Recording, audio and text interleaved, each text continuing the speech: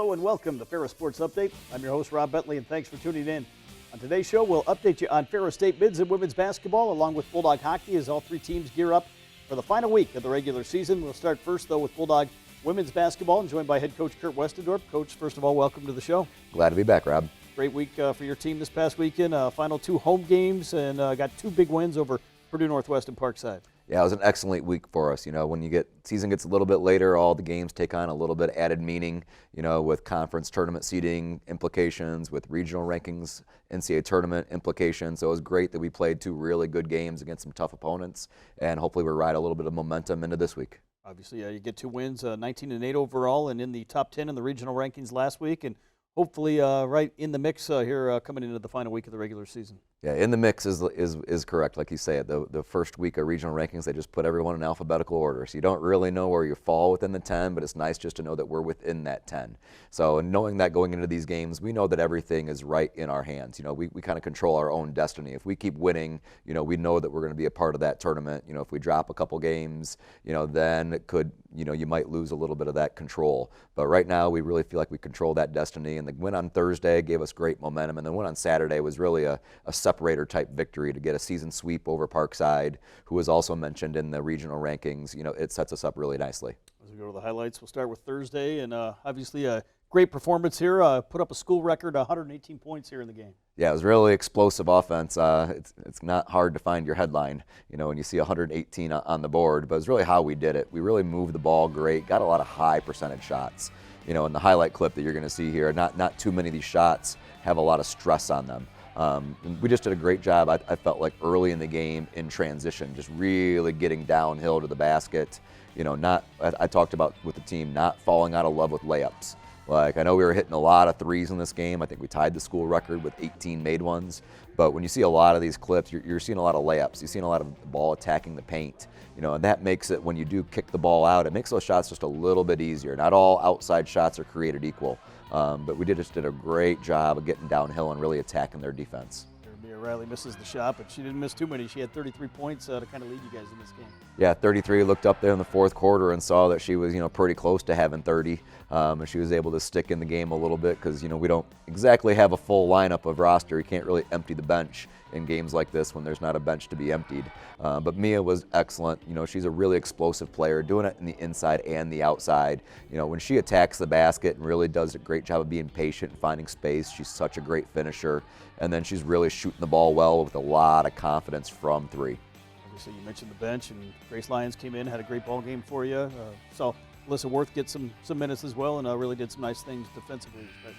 Yeah, it was great to see Grace knocking down some of those outside shots. You know, that's one thing that's a big-time strength of her game, is her ability to step out and knock down shots. So she hit 4 of them.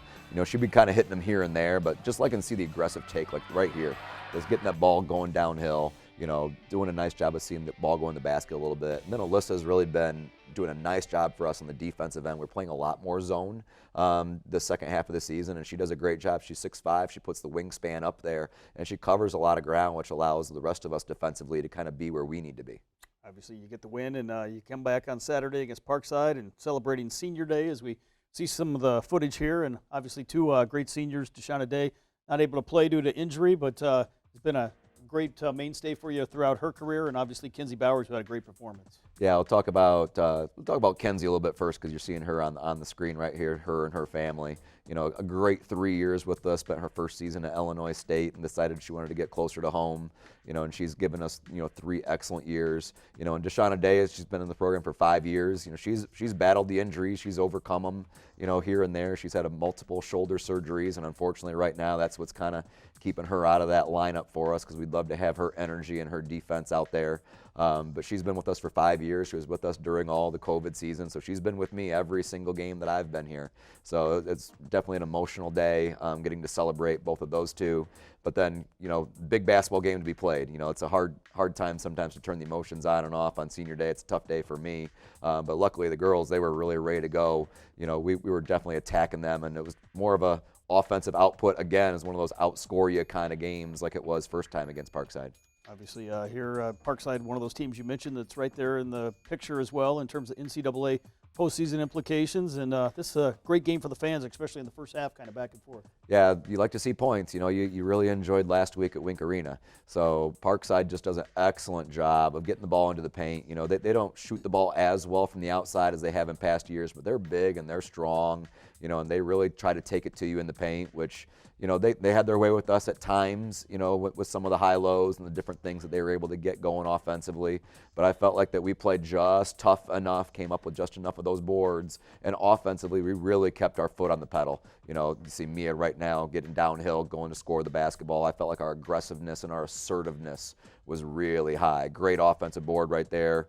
Alyssa the first one, Emma the second one, and energy plays like this. You go from down, you know, you're down 4 right there. Do you score that one?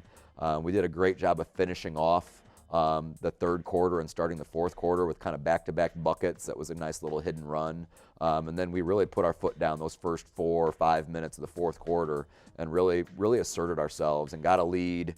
And then this pass right here got Kenzie her triple-double, which not many programs can say they had 2 different kids record triple-doubles in the same season. I looked it up today. We are the only team in NCAA Division II. I'm not sure about Division I, Division III, but we're the only team in Division II that's had 2 different players get a triple-double in the same season. Obviously, only 3 of those have happened here in school history, all under your watch here in the last couple seasons, and 2 of them this year, and obviously great to see Kenzie get that in her senior day game. Yeah, they're just such versatile players. You have to be a versatile player to be able to get a triple-double because you can't just be a scorer. You know, Kenzie did it with 13, 10, and 10.